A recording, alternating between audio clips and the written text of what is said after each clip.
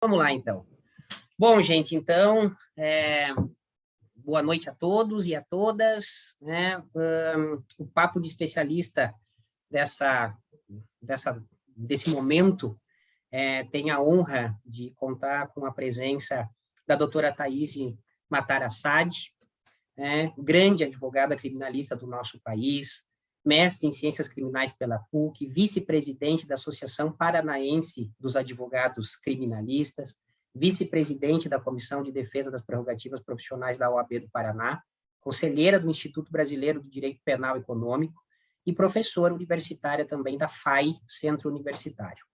Então, como nós falávamos no off, convidar a doutora Thaíse é motivo de muito orgulho a mim, poder chamá-la de amiga também, alguém que tem uma expressão muito robusta na advocacia do dia a dia, dos casos que são casos, às vezes, um pouco mais anônimo, do ponto de vista de um olhar midiático, também, à frente de casos de grande repercussão nacional, e ali estampando a competência da advocacia criminal séria, da advocacia criminal combativa, e também logrando grandes vitórias, abrindo um caminho maravilhoso, e é por isso que as minhas duas primeiras convidadas são mulheres, porque eu acredito verdadeiramente de que esse espaço da advocacia ele tem que ser cada vez mais plurime, ele precisa dessa representatividade, dessa envergadura de mulheres fortes e inteligentes, como é aquilo que, ou aquela que a doutora Thaíse representa. Então, que ela siga sendo, pela sua produção, que ela siga sendo lá por aquele podcast maravilhoso, Mulherão da Porra, que eu vivo indicando por aí, que ela continue fazendo esse trabalho maravilhoso e inspirando a nós, homens, e também, evidentemente, as mulheres, e mostrando que esse nosso espaço, há muito, ele deixou de ser um espaço único e exclusivamente masculino. Então, Thaíse, seja muito bem-vinda, tá? Alegria gigantesca de eu poder estar te apresentando e poder estar conversando contigo aí por algum tempo. Gabriel, obrigada. Eu quero agradecer muito pelo convite. Eu me senti extremamente honrada em ter sido convidada para participar dessa discussão contigo. Você já sabe, eu admiro muito, a tua trajetória na advocacia, a tua história como professor, o quão querido você é pelos alunos. E, assim, como eu havia, dito a você, é extremamente importante se ressaltar aqui que esse espaço que você está propiciando, e esse projeto tão incrível é feito por alguém que realmente é da prática, é alguém que sabe o que está falando, que conhece, que faz, que trabalha. Isso é o principal. Então, eu quero agradecer, me senti muito honrada em ter sido convidada e quero dizer que você esqueceu de dizer no meu currículo que eu sou amiga do Gabriel, que para mim é motivo de orgulho. Obrigada. Isso aí é o que me faz aí ficar grande, né? Quando a gente tem esses amigos, essas amigas maravilhosas. Bom, o papo de hoje, então, assim, Thaíse, é para a gente falar sobre a Lei 14.245 de 2021. Nós estamos num dia que marca, talvez, aí a inauguração do julgamento, que vai ser certamente o julgamento mais importante dos últimos anos no nosso país, quiçá no mundo, que é o da tragédia da Boate Kiss. Justamente hoje foram inaugurados os trabalhos, e agora há pouco, justamente eu assistindo, e fui advertido por alguns alunos e algumas alunas que o juiz que conduz o plenário, o juiz presidente deste júri, há pouco, e é há pouco mesmo, alguns minutos atrás, ele invocou a lei 14.245, a nossa lei, a nossa fala de hoje, quando um dos colegas da advocacia lá estava questionando a vítima, hoje a primeira oitiva até agora foi de uma vítima, e justamente uma vítima que está em período de gestação, uma vítima mulher que está grávida, e algumas observações foram feitas pelo juiz, já invocando a lei que recebe um nome, como acontece com muito no nosso país, essas leis que acabam sendo para, de alguma maneira, ter um efeito muito mais simbólico, que é a lei da Mariana Ferrer. Nós já combinamos, e porque temos exatamente o mesmo perfil, que evidentemente nós não entraremos de forma alguma no mérito do processo que diz respeito a Mariana Ferrer, porque isso é da nossa ética profissional, e eu estou muito seguro quando eu faço um convite a ti, porque sei também do quanto que você estampa isso, mas aquilo que a gente pode dizer muito rapidamente, por aquilo que é público, é de que, então, se questionou a forma como perguntas estavam sendo feitas para aquela vítima naquele momento histórico, e a partir daí houve um movimento legislativo, então, que culminou com a Lei 14.245, e que eu vou me permitir aqui muito rapidamente fazer a leitura para que quem for nos assistir na sequência, quem está nos assistindo agora, entender. Afinal de contas, por que que o Gabriel escolheu esse assunto? Afinal de contas, é mais uma lei que entrou em vigor. Sei lá por que que o Gabriel escolheu isso, não sei se isso tem tanta relevância. E quem está atuando cotidianamente, como vocês vão perceber na sequência, vão entender que tem reflexos práticos. Nós não estamos falando aqui de teoria, mas efeitos práticos muito grandes. Então, o que está sendo dito, né, dentro desse texto que altera o Código de Processo Penal? Que na audiência de instrução e julgamento, em especial nos crimes que apuram, nos processos que apuram crimes contra a dignidade sexual, todas as partes e os demais sujeitos processuais presentes no ato deverão zelar pela integridade física e psicológica da vítima, sob pena de responsabilização civil, penal e administrativa, cabendo ao juiz garantir o cumprimento do disposto nesse artigo, vedado, proibido. Proibido o quê? A manifestação sob circunstâncias ou elementos alheios aos fatos objeto da apuração nos autos, e também sendo proibido, a partir da entrada em vigor desta lei, né, já estamos com ela necessariamente em vigor, a utilização de linguagem, de informações ou de material que ofendam a dignidade da vítima ou das testemunhas. Depois, eu já posso afirmar para vocês categoricamente que o texto avança, vai lá para o plenário do júri, e aqui nós estamos com uma grande tribuna, alguém que faz júri verdadeiramente, que é a doutora Thaís, e lá no júri também haverá, então, esta proibição. Então, quando nós estivermos, então, vocês percebam que, no primeiro momento, a lei traz uma, digamos assim, uma especialidade para tratar dos crimes contra a dignidade sexual, não diz que é só, mas que em especial nos crimes contra a dignidade sexual, mas depois, no artigo 474-A, avança e vai lá para dentro do plenário do júri, que eu insisto, muitos e muitas estão acompanhando neste momento histórico, né, o julgamento da Boate Kiss, então muitos e muitas entenderão agora pela transmissão ao vivo do YouTube o que significa essa dita instrução lá no júri, fazer perguntas, produzir provas, e lá também, a partir, então, aí da nossa semana passada, nós passamos, então, a ter uma proibição de que a gente fale sobre elementos alheios aos fatos objeto da apuração nos autos e a utilização de linguagem, informações ou material que ofendam a dignidade da vítima e das testemunhas. Bueno, então, a partir disso aqui, quando eu olhei, num primeiro momento, para esse tema, eu, como alguém que respeito indistintamente, como é o exemplo da doutora Thaís, a condução de um processo, a gente respeita demais a vítima do processo, a gente respeita demais as testemunhas, consequentemente, a gente respeita e se faz ali representar por alguém que também tem que ser e muito respeitado, que é o acusado ou que é a acusada. Então, é a lei que recebe o nome de uma vítima, de um determinado episódio, é uma lei que vem para falar sobre isso, em especial, talvez, comunicar num primeiro momento com a mulher, talvez, me parece que é muito isso, o legislador, no primeiro momento, embora ele não quisesse, talvez, de maneira direta, mas vem para comunicar com a mulher.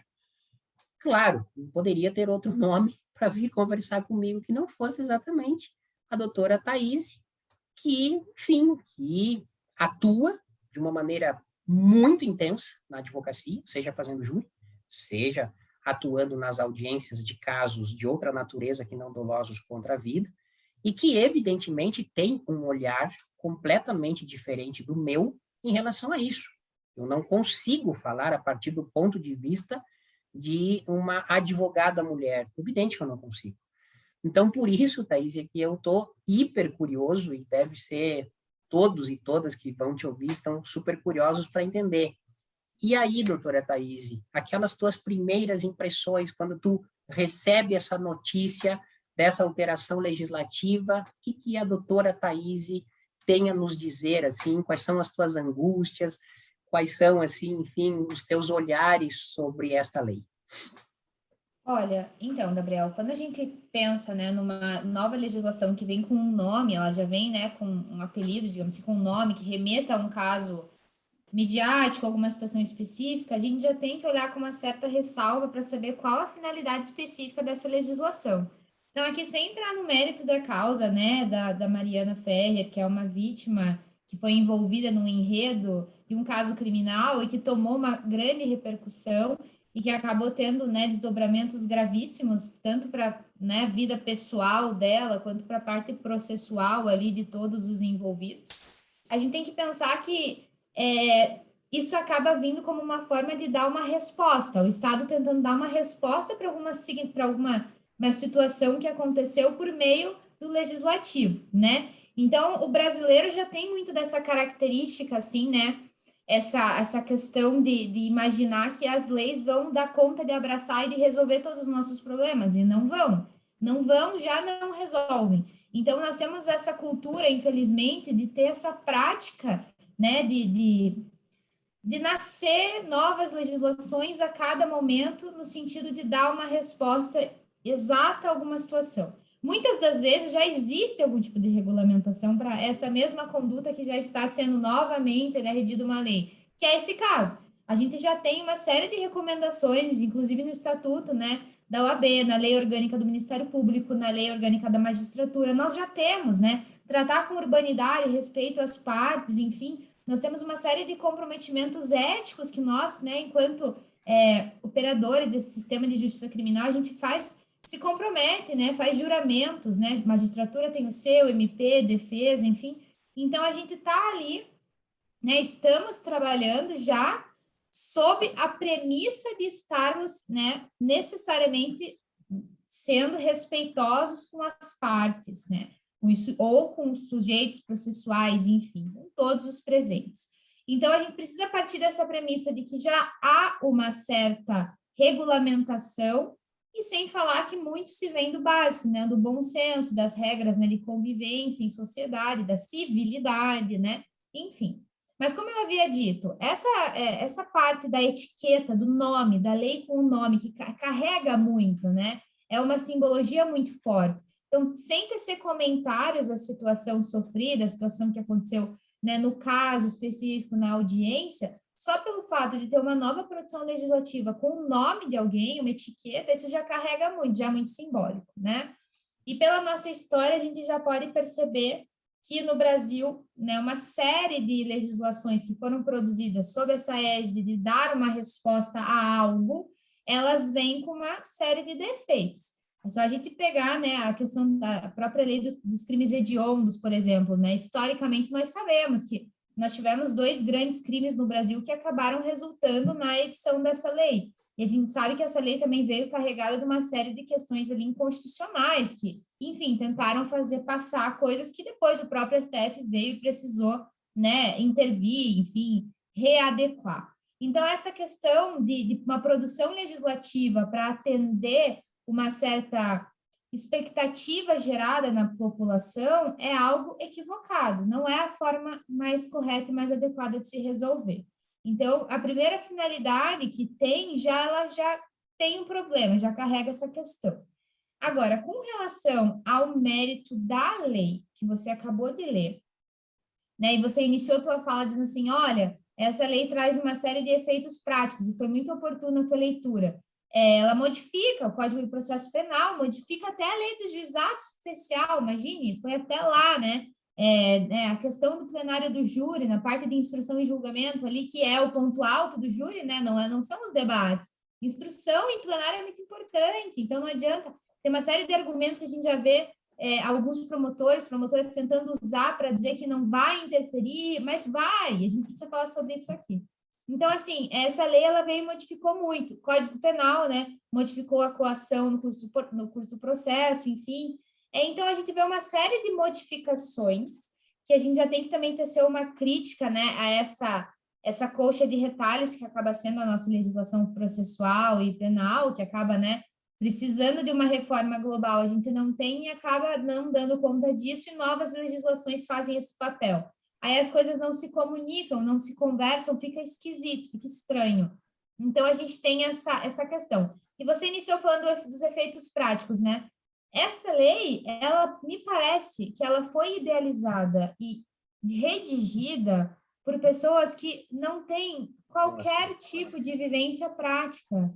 Isso na nossa, né, ciência do direito, no processo penal, isso é muito comum. É triste, mas é verdade. Muitas das pessoas que acabam, né, escrevendo sobre, e aqui eu não estou fazendo nenhum tipo de crítica a quem se dedica exclusivamente à pesquisa, muito pelo contrário, nós precisamos cada vez mais de pessoas que se dediquem apenas à pesquisa, e, né, a necessidade de se fomentar uma pesquisa de qualidade, uma pesquisa séria no Brasil é mais do que urgente. Mas o problema não é esse, o problema é que nós vemos uma legislação que visa tutelar uma situação específica da prática e que quem escreveu nitidamente não tem a menor noção do que acontece numa audiência. E aqui eu estou falando, inclusive, do ponto de vista até de mulheres vítimas de violência. Nós fazemos muito plenário de mulheres acusadas de mandar matar ou de matar ex-companheiros ou companheiros que viviam sofrendo uma série de agressões. E se a gente agora observar a forma como essa legislação pode ser interpretada, ou como ela já está sendo interpretada, nós em plenário não podemos falar do passado da vítima. Não pode, porque como é que eu vou falar do passado do marido agressor? Não posso falar. E outra, a gente tem um problema gravíssimo aqui, porque aqui a paridade de armas, né? Enfim, entre MP e defesa está completamente abalada, porque o MP pode falar dos antecedentes do réu, ou da ré, ou da minha cliente, pode dizer coisas a respeito do passado dela, pode dizer que tinha um amante. E eu fiz um júri há pouco tempo junto do meu pai, em que nós estávamos exatamente nessa situação. A nossa cliente é acusada de mandar matar o ex-companheiro, e eles já estavam, enfim, separados de fato por um certo tempo, e ele tinha amantes pela cidade, enfim, era um contexto processual bem específico, ele era até prefeito de uma cidade próxima aqui, e as amantes dele eram algo, assim, notório na cidade, todos sabiam, inclusive os nomes, enfim, e ela foi julgada extremamente, assim, violentada em plenário, enquanto ré, por conta de ter tido um relacionamento com um outro homem, enfim, enquanto ainda era casada, né, legalmente casada com esse senhor. Então, este é o exemplo perfeito, porque daí a gente vê, né, como as coisas, como esse moralismo acaba imperando, né, tanto nas salas de tribunais, de sessões, quanto em plenário do júri, sala de audiência. Então, a gente precisa inverter um pouco os papéis. É claro que a finalidade da lei é nobre, é óbvio, ninguém aqui está dizendo que quer que a vítima passe por um processo de humilhação na justiça. Óbvio que não. Não, não é isso. A gente precisa aqui ressaltar que o objetivo inicial da lei é nobre, que a gente precisa encontrar outras formas de proteger vítimas de crimes sexuais.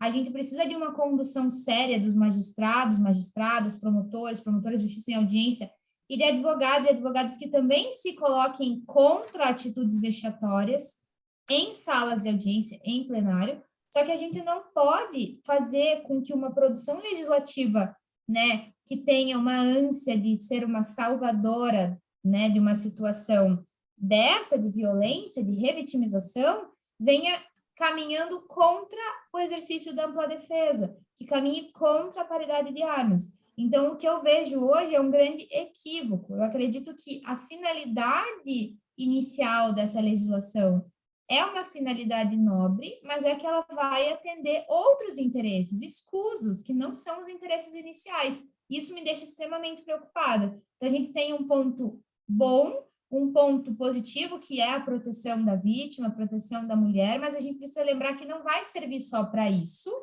e que eu não vou conseguir dar conta de garantir que isso aconteça por meio dessa legislação, não vou conseguir.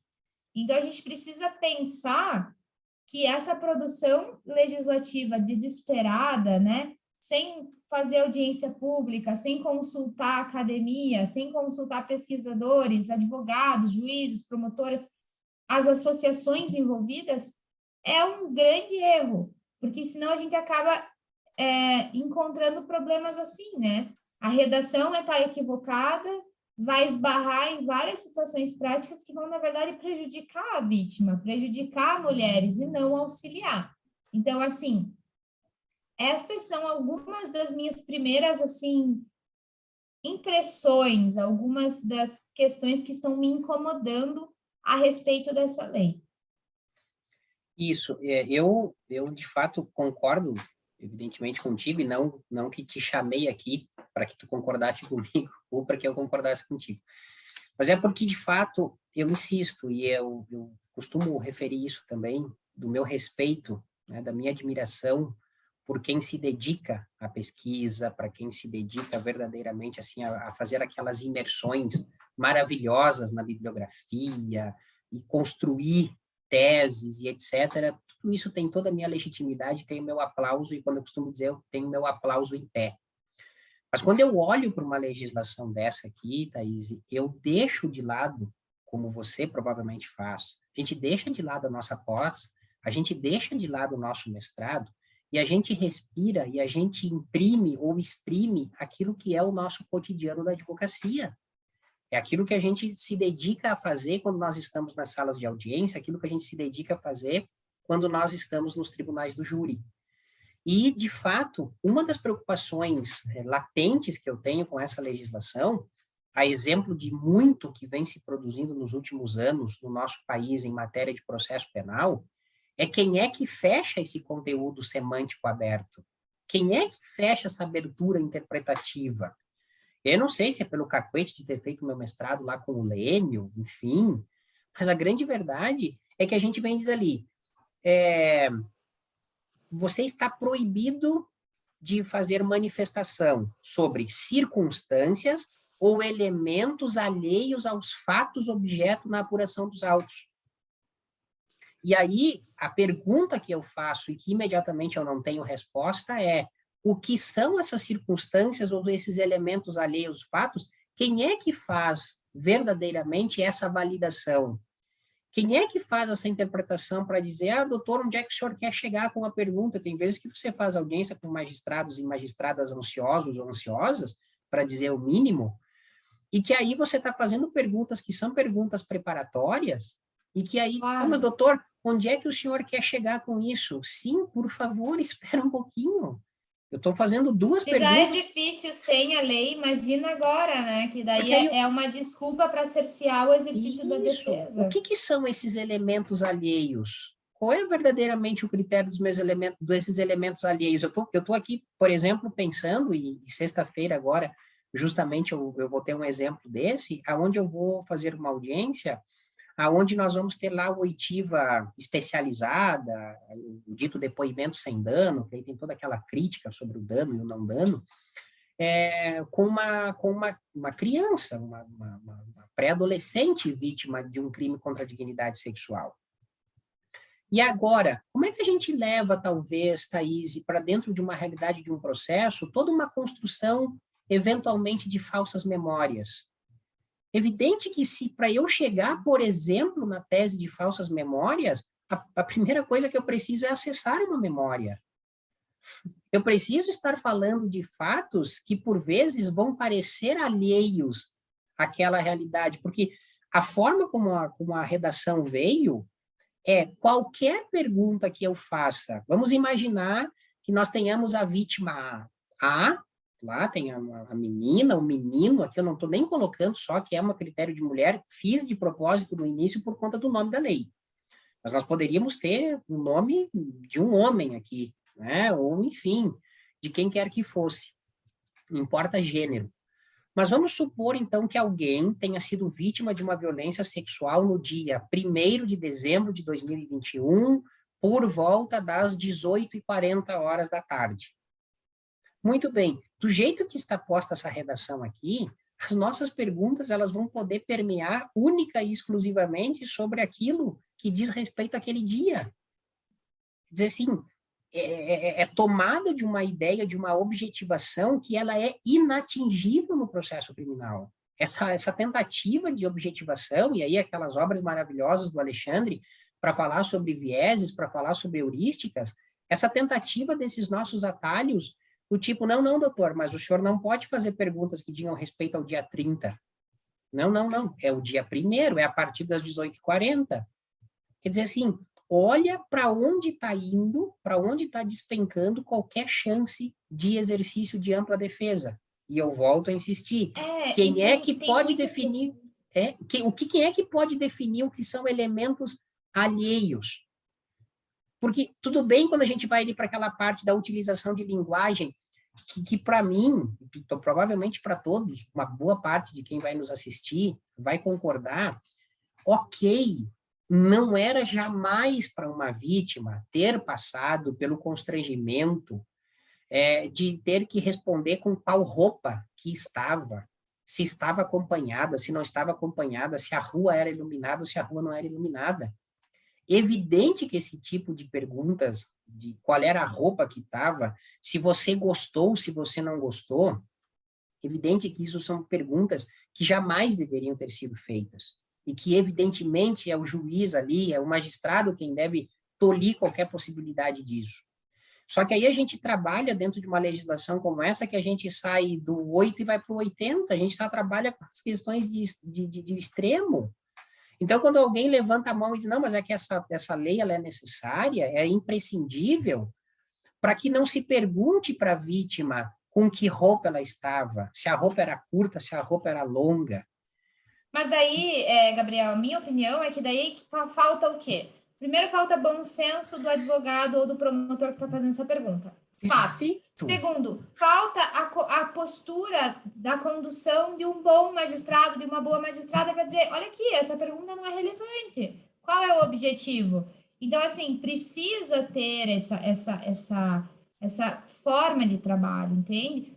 Da mesma forma que tem uma série de questões importantes, às vezes quando eu me deparo com um crime sexual, com uma acusação de um crime sexual, por vezes eu preciso fazer algumas perguntas para a vítima que podem parecer naquele momento que são desnecessárias, mas que tecnicamente são importantes. Às vezes ela falou num depoimento inicial que foi de uma forma, depois de outra, a gente precisa fazer algumas perguntas que, claro, são desconfortáveis, mas com todo o respeito e técnica eu vou precisar explorar, sem constranger, sem humilhar, porque eu vou estar ali no exercício do meu trabalho. Perfeito. Assim como a promotora, o juiz também está. E, por vezes, eu preciso perguntar coisas que parecem não ter a ver com os fatos, mas tem. Se ela fez uso de algum medicamento dias antes, se ela estava usando algum tipo de medicamento que pode propiciar alguma série de lesões nas regiões íntimas, uma série de questões que eu posso pedir uma perícia, enfim, mas são questões que, por vezes, na hora que eu estou indagando, pode parecer irrelevante, pode parecer que eu estou sendo invasiva, mas eu tenho uma justificativa técnica para estar fazendo aquela inquirição. Então, eu acho que a gente precisa tomar um pouco de cuidado, sabe?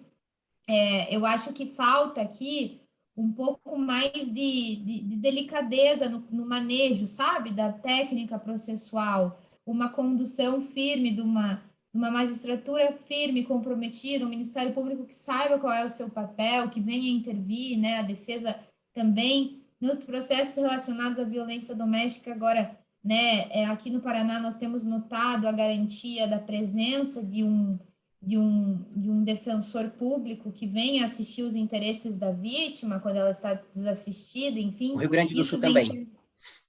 Isso vem sendo garantido aqui de uma forma recente até, porque até a Defensoria Pública do Paraná demorou muito mais para ser instalada, mais do que o resto do país, e isso demorou muito para acontecer. Hoje a gente tem já nas audiências essa figura, né? Então já dá esse suporte, já dá esse auxílio, que fica ali dando uma certa segurança para a vítima. Mas eu acho que a gente precisa entender o papel, né? Representa muito, o processo penal é muita coisa em jogo. É muita gente ali que não queria estar ali, sabe? Ninguém queria estar ali. Com exceção das pessoas concursadas e que são contratadas para estarem ali ou nomeadas, as partes não queriam estar sendo, né, participantes de um processo penal. A gente fica vendo aquilo ali, na verdade, como uma certa como se a gente estivesse sendo espectador de uma desgraça, porque a gente administra essa desgraça no nosso dia a Uhum. dia. O processo penal, ele é isso, ele gera muito sofrimento, muita dor para as pessoas envolvidas, para todos. Então, a gente precisa saber administrar isso. Então, quando a gente vê uma legislação que vem e ela, na prática, vai prejudicar não só o exercício da ampla defesa do contraditório, como também as pessoas que são vítimas de violência, ou que sofreram algum tipo de situação constrangedora, eu fico extremamente indignada, porque falta diálogo, sabe? O diálogo do legislativo com a academia, com a advocacia, com o Ministério Público, com a magistratura, porque não dá para a gente ficar defendendo, levantar uma bandeira. A lei Mariana Ferrer é uma lei para proteger as vítimas. Eu questiono isso, eu acho que não é. Eu acho que não é. E é muito perigoso a gente, às vezes, né, levantar colocar o nome de uma legislação como se fosse uma defesa única de uma bandeira ou a forma mais correta de se defender e acaba entrando em contradição, porque não é. Eu citei agora o caso aqui dessa mulher que estava sendo acusada de matar o marido e a gente enfrentou uma série de dificuldades na defesa. Então, aqui eu penso que a gente precisaria ter muito mais técnica envolvida. Precisaria que não fosse uma legislação que viesse para dar conta disso. Não precisaria ser assim. Então, aqui eu tenho muito receio, sabe? E parece que muitas pessoas ficam com receio de falar como se a gente fosse, eu sou como se eu estivesse falando isso aqui sendo contra a proteção Uhum. da vítima. É claro que não. Isso. É claro que não. Da mesma forma que eu não sou a favor da corrupção, que eu não sou a favor de homicídio, não sou a favor de violência doméstica, nem de crime sexual. É evidente que não, ninguém é. Né? Então, a gente precisa saber que a gente trabalha com direito, a gente trabalha com exercício de defesa, e muitas das vezes eu estou do lado da acusação também, enquanto assistente de acusação. Isso. E a gente precisa saber que isso é algo absolutamente normal. É o exercício da advocacia. A gente precisa saber como lidar com esse andar, né, do processo penal, essa caminhada, enfim. Essa legislação, ao meu ver, ela é extremamente equivocada. É a mesma leitura que eu faço, como tu bem disseste ali. Um dos elementos das leituras primeiras sobre o tema é de que sequer há qualquer possibilidade aqui, por exemplo, de se invocar uma nulidade processual, né?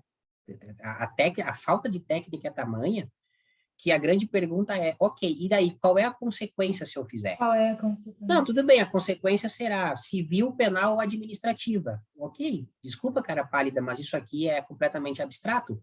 Eu quero saber do ponto de vista do processo. O que a gente faz? A gente desentranha esse depoimento, a pergunta já foi feita, a pergunta deixou de ser feita, lá no tribunal do júri, principalmente, que é tudo muito, é o tempo todo ao vivo. O júri não tem esse tempo todo de, a gente vai voltar, ok, dissolve o conselho de sentença, a partir do momento em que se faz uma pergunta dessa, se xinga o advogado, diz que o advogado não pode fazer aquilo, porque, de novo, essa lei, evidentemente, que ela é, sim, unilateral, porque a gente fala indignidade da vítima, a gente fala indignidade de testemunha. A gente não fala em momento algum que o réu tem a sua dignidade. Ninguém fala disso, né? É o não humano ali nesse meio todo. E como tu disseste muito bem, ok, então eu não posso fazer determinadas perguntas, entre aspas, em relação ao passado dessa vítima. E, de novo, não no sentido de humilhar, não no sentido de... Agora, você pensa assim, uma situação que a gente enfrentou no escritório, para ilustrar, né, como a gente tem essa pegada prática, então vamos ilustrar. Teve um momento que a gente conseguiu lá, enfim, enfim, uma resposta positiva para o nosso cliente, e um dos dados que foi considerado na sentença foi o fato de que cada pessoa, principalmente cada homem que chegava perto da filha de uma pessoa X, esse sujeito virava investigado por crime contra a dignidade sexual.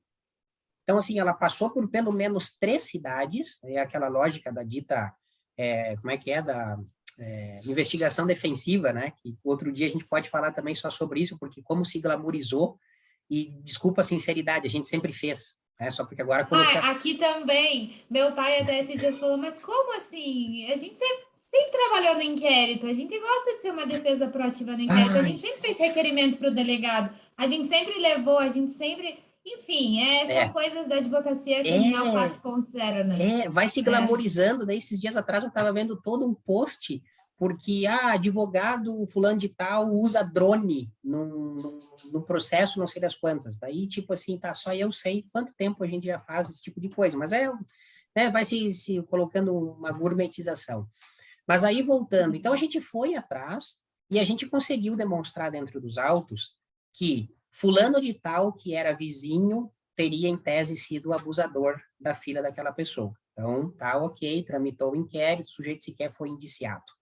Depois teve um outro momento que não sei quem pegou a criança no colo, numa outra cidade, e a mulher disse que pelo fato de ter pego a criança no colo, estaria tentando abusar da criança, foi para a delegacia, etc., aquilo não rendeu. E nós estávamos no 3º episódio com essa mulher. E foi evidente que a gente precisou trazer esse tipo de perguntas para dentro da sala de audiências, porque uma das coisas que eu queria dela é se ela eventualmente negasse, porque eu estava com toda a documentação ali. Eu queria que ela negasse. Dissesse, não, isso nunca aconteceu. Ok, então tá. Então tem o expediente número 1, a senhora não residiu na cidade tal, assim, tal. A senhora conhece a pessoa de nome Beltrano de tal? Porque eu estava fazendo todas essas perguntas preparatórias, porque eu estava com toda a parte documental, como depois foi anexada aos autos. Por que eu estou falando sobre isso? Eu estou falando sobre isso porque, a partir da lei agora 14.245, eu perguntar se ela residiu na cidade X e se ela conhece Beltrano de tal, como isso não está diretamente vinculado ao pseudo-abuso que a filha teria sofrido do meu cliente, essa pergunta, por essa lei aqui, ela será fulminada. Doutor, isso não tem relação com a pergunta. O fulano de tal que o senhor está trazendo, ele não está arrolado, ele não foi indicado por absolutamente ninguém, ele não serviu nesse inquérito. Sei lá, por exemplo, vamos imaginar que o fato seja envolvendo as nossas cidades, Passo Fundo e Curitiba, então. Bom, doutor, a gente está falando de um fato que aconteceu em Passo Fundo. Não importa se ela já morou em Curitiba. Isso é irrelevante, isso não tem absolutamente nada a ver com o processo. E aí eu estou mostrando, portanto, aqui, como tu também demonstrou muito bem, que sim, faz sentido determinadas perguntas que a gente faz, a gente tem que voltar, né, naquela lógica do jogo da vida, a gente tem que voltar a uma casa para a gente poder construir aquilo que a gente está tentando, buscando produzir agora. Lá naquele caso foi exitoso, e isso eu estou falando com muita tranquilidade, porque também foi usado na sentença.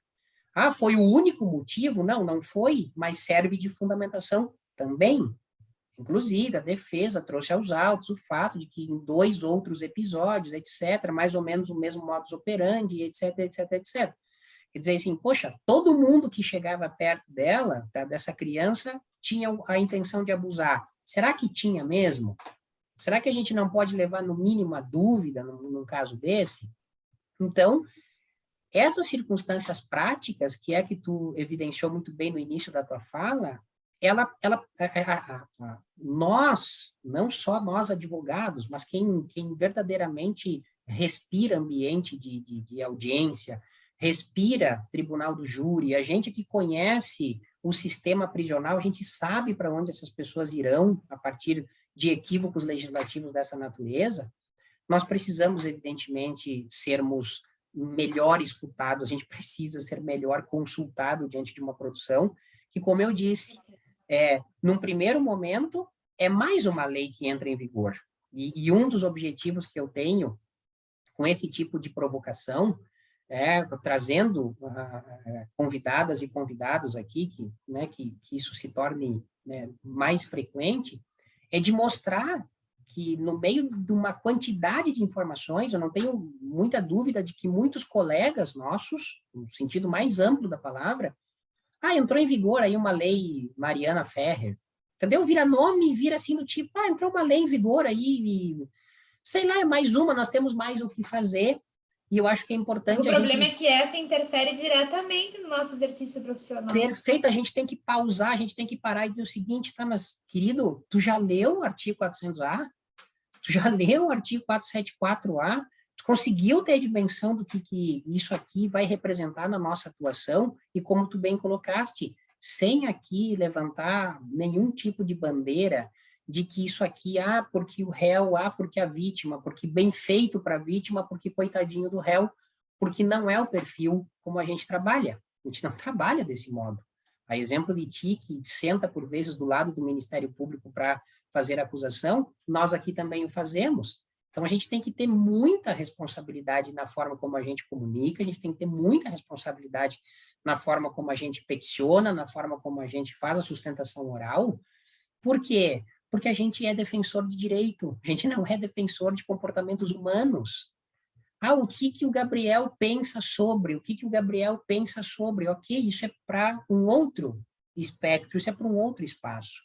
Agora, o advogado Gabriel, o professor Gabriel, a doutora Thaís, a professora Thaís, nós temos uma responsabilidade muito grande, nós temos uma responsabilidade com o texto constitucional, nós temos, né, aquela responsabilidade que tanto o Auri fala sobre forma é garantia, e que nós temos, nós única e exclusivamente queremos ter o pleno exercício da nossa profissão. A gente só quer ter ferramentas, mecanismos que tornem o processo penal muito mais humanizado, um processo penal muito mais racional, que atenda aos ditames constitucionais, que se afaste desses últimos 80 anos de tantas coisas equivocadas que vieram acontecendo. E aí, por isso também, e aí eu já vou passar para que você possa fazer as tuas considerações finais, mas a exemplo de ti, eu vou te dizer que, e também por isso, a provocação de te trazer para conversar um pouco, pelo menos, assim, de en passant sobre esse assunto, de dizer que também olho com olhos que não são otimistas em relação a essa legislação. Infelizmente, a exemplo de tanto do que nós produzimos de legislação no nosso país, de direito penal simbólico, a grande verdade é que, enfim, com menos ou com mais concordâncias, as mortes no trânsito não reduziram pelo critério de nós aumentar a pena de crimes culposos, de trazer dolo eventual, de trazer o critério da embriaguez ao volante. A lei dos crimes hediondos, enfim, trouxe um incremento de penas muito grande, agora com o pacote anticrime, podendo alcançar até 70% de cumprimento de pena num regime fechado, por exemplo. E, lamentavelmente, mas também, né, aí sim, eu acho que a academia responde muito bem para nós. Sempre que a gente trabalhar com esse poder simbólico aí do Bourdieu, sempre que a gente imaginar que é o simbólico que, de alguma maneira, vai dar uma resposta de efetividade para o nosso direito, nós estaremos fadados, talvez, a termos respostas que não sejam tão satisfatórias assim. Então, já vou te passar, antes de fazer o encerramento, e dizer que, a exemplo de ti, eu também olho essa legislação aqui, no sentido de que a tentativa talvez tenha sido válida, ok, os objetivos da lei eu não vou questionar aqui, né? Mas não parece que a gente fez da maneira mais acertada, da maneira técnica como poderíamos ou então deveríamos ter feito, e eu acredito que essa lei ainda vai render muita discussão, e, ao que tudo indica, ela não vai atender aos fins que talvez era sua grande razão de existir. Então, quero te ouvir, assim, já a guisa de encerramento, porque eu sei que tu também tem uma outra agenda depois daqui. Então, eu realmente, assim, da mesma forma que você expôs, fico muito preocupada com essa nova legislação. Muitos colegas, até próximos, assim, né, não estão se atentando para essa mudança, porque pouco está se falando sobre isso. Veio como, né, mais uma nova lei. A gente está imerso numa situação de tantos absurdos diários que vem sendo produzidos no nosso país, que a gente acaba, né, sendo, acho que, engolidos de tanta notícia e absurdo. A gente está se acostumando a viver nesse caos. E quando vem mais uma nova lei, que é uma nova lei absurda, só que é uma nova lei absurda que vai interferir diretamente no exercício da ampla defesa, que vai interferir diretamente no nosso arroz e feijão ali, Uma audiência de instrução, você tem que se fazer uma pergunta minimamente razoável que remeta a um contexto anterior, a um contexto relevante para aquele fato, que você está construindo uma tese defensiva que você não é obrigado a abrir na audiência de instrução, que você quer deixar para alegações finais, que você está produzindo algo e que você vai ter que se explicar e se adiantar e vai acabar tendo até problemas assim, no sucesso dessa tese, é como eu tenho imaginado isso. Em plenário do júri, como você expôs, é algo absurdo, porque a nova lei traz na redação que essa situação é para instrução e de plenário, ou seja, ela não diz que é para os debates, só que é evidente, a gente não sabe primeiro qual vai ser a interpretação disso, se isso vai se estender para os debates ou não, né? É a forma, né, de se referir, enfim, sabe lá qual vai ser a interpretação disso, ou se com relação a isso, até eu gostaria de dizer o seguinte: eu tenho visto alguns comentários de pessoas do Ministério Público dizendo assim, mas não tem problema, porque aqui é só para a parte das perguntas, é só para a parte da instrução, não é para a parte dos debates, como se a parte da instrução fosse algo irrelevante para o plenário. A parte da instrução é o ponto alto, é a produção probatória em plenário, é o contraditório, ampla defesa, passando assim, ó, na frente do jurado. Está acontecendo ali. O jurado não estava na primeira fase para ver como é que foi a audiência. Ele tem ali no computador as informações, defesa, acusação vai passar, vai mostrar, tudo bem, mas ele não sabe efetivamente o que se produziu. Ele só vai ouvir alguém dizendo o que realmente se produziu. O que ele sabe é o que ele está vendo em plenário. Então, você colocar uma limitação ao exercício da defesa na parte de instrução de plenário é algo muito preocupante. Muito. A defesa vai ficar extremamente engessada. Isso. E a defesa vai ficar engessada muitas vezes em casos em que as clientes que podem sentar ali, né, no banco dos réus, enfim, hoje abolido, essas mulheres vão estar impedidas, né, enquanto defesa técnica, de fazer menção ao passado de agressividade ou de agressão de algum homem que vai estar ali, né, figurando como vítima. Como que fica isso? Essa lei atende a quê? A interesse de quem? É extremamente fadada ao fracasso. Então, foi feita por alguém que não tem vivência prática, que não sabe como as coisas funcionam. Então, me preocupo muito com isso. A instrução em plenário é um ponto alto do júri. A gente não pode menosprezar. Então, eu não poder, eu não poder exercer a minha defesa plena de forma satisfatória na instrução em plenário, é evidente que eu não vou conseguir exercer também no momento dos debates. E é evidente que essa restrição também vai ser interpretada como uma restrição que deve prevalecer nos debates. E como é que os juízes vão começar a aplicar isso? Eles não sabem? Como que isso vai ser aplicado na prática? Eles vão correr o risco de anular um julgamento depois? A gente não sabe qual que é a sanção, você muito bem expôs a questão da nulidade, não fala. Quando vai ser? Não se diz como, quando, enfim. Então, a gente tem um confronto muito importante também que traz com relação à imunidade profissional do advogado, né, com relação às ofensas, enfim, né, o que é dito no calor do processo, no calor do andar processual. E eu penso que essa nova lei, ela não tem como prevalecer, né, em cima do que o nosso estatuto já nos garante de imunidade. A gente precisa pensar nisso também, temos um problema aqui.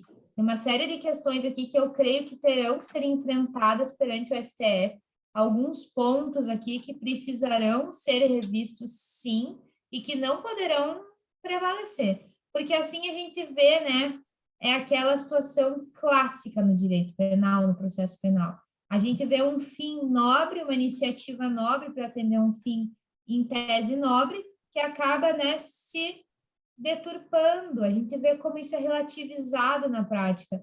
Daqui a pouco, e daqui a pouco não, né? A lei começa falando que é para crimes sexuais, e já estamos lá no júri já. Isso. No GEC? Estamos no GCRIM, a lei fala do GCRIM. Nós somos pro GEC. Então, assim, ó, tá muito difícil, sabe? É uma falta de diálogo, é a produção legislativa que não conversa com a academia, que não conversa com a advocacia, que não conversa com o MP, que não conversa com a magistratura. Tá todo mundo no mesmo barco, sabe? Eu acredito muito nessa coisa de que o processo penal é para todo mundo mesmo, assim, mesmo. Eu quero um processo penal que seja decente para mim, eu posso precisar amanhã para um sobrinho meu, para uma filha, para um irmão, enfim, a gente precisa pensar um processo penal justo e decente para nós, porque vai ser o mesmo que tem que ser aplicado para o nosso inimigo, e tem que ser assim, tem que ser coerente. Eu não consigo ver coerência nessa legislação.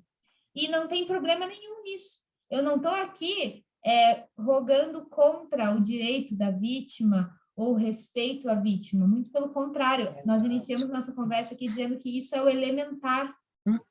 Urbanidade, respeito, formas de se tratar em audiência é o básico. Isso já está na lei orgânica do MP, da magistratura, no Estatuto da Advocacia, no Código de Ética, já tem. É mais do mesmo. E acabou piorando a nossa situação. Então, a minha posição é de uma extrema ressalva com relação a essa lei, por conta do medo de como isso está já se revelando problemático na prática. Perfeito, exatamente. Vamos esperar, né? O meu olhar, e acho que o teu também, eles não são os mais otimistas em relação a isso, e eu acho que é um dos papéis, é um dos objetivos desse tipo de conversa, depois dessa conversa aqui, ela ganhar, evidentemente, a envergadura, a publicidade que ela precisa ter, para que a gente consiga, pelo menos, minimamente, provocar a discussão. Aqui, o que a gente está fazendo nesse momento, não é, evidentemente, sermos os donos, né? O dono, a dona da verdade, não, é nós que sabemos, é nós que, única e exclusivamente, mas é nós fazermos essas provocações, fazer com que a gente pare e diga, opa, só um pouquinho, talvez eu não tenha me atentado, peraí, agora está fazendo sentido o que ela está dizendo, olha, esse negócio que ele falou de fato, eu deixei passar meio que assim, nessa velocidade, dessa quantidade de informações que eu recebo por dia, espera aí, isso aqui vai impactar na minha realidade processual. Opa, isso aqui não tinha prestado atenção, porque vão ter colegas e colegas que daqui a pouco serão surpreendidos com indeferimentos de perguntas na sala de audiências, nos tribunais do júri, enfim, aonde quer que seja. Como bem tu falaste ali, meu Deus, o júri é um todo. A nossa parte do plenário do júri é um todo. Não há como se fazer esse destaque do que é a parte de instrução para que é a parte dos debates. Então, que a gente tenha conseguido minimamente fazer essa provocação de reflexão, que a gente consiga aqui, né, dessa nossa forma, enfim, bastante direta, bastante objetiva, como era para ser, que a gente consiga provocar discussões futuras, que talvez, e como que eu gostaria de lá na frente, de novo, estar conversando e dizer, olha só, fiz leituras prematuras, me equivoquei, estou vindo aqui para dizer que, olha, na sala de audiência não mudou, ou se mudou, mudou para melhor, no tribunal do júri não mudou, mudou para melhor, porque essa humildade eu nunca quero deixar de ter. Olha, eu fiz um primeiro olhar, eu fiz uma análise, talvez eu fiz uma análise bastante, assim, atropelada, e, enfim, estou aqui me desculpando.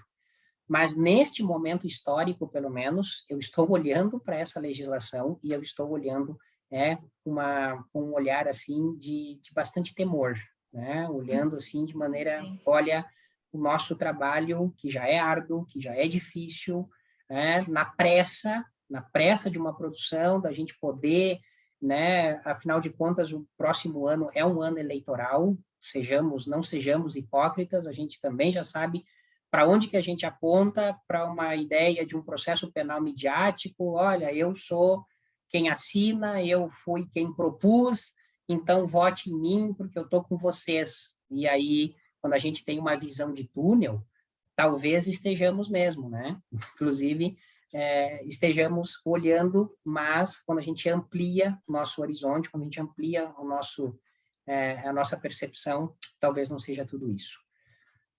Thaíse, querida, mais uma vez, 1000 vezes obrigado por ter aceito o convite, por ter vindo aqui, né, discutir, dialogar conosco esse tema tão importante, tá? Como eu disse, tem uma porção, né, de gente que estava super curioso, né, e curiosa para te conhecer, assim, para dizer por que, afinal de contas, o professor Gabriel indica tanto a professora Thaíse, evidentemente que todo mundo já percebeu o porquê, Então, a minha gratidão imensa, mais uma vez, a minha ratificação da minha admiração por ti.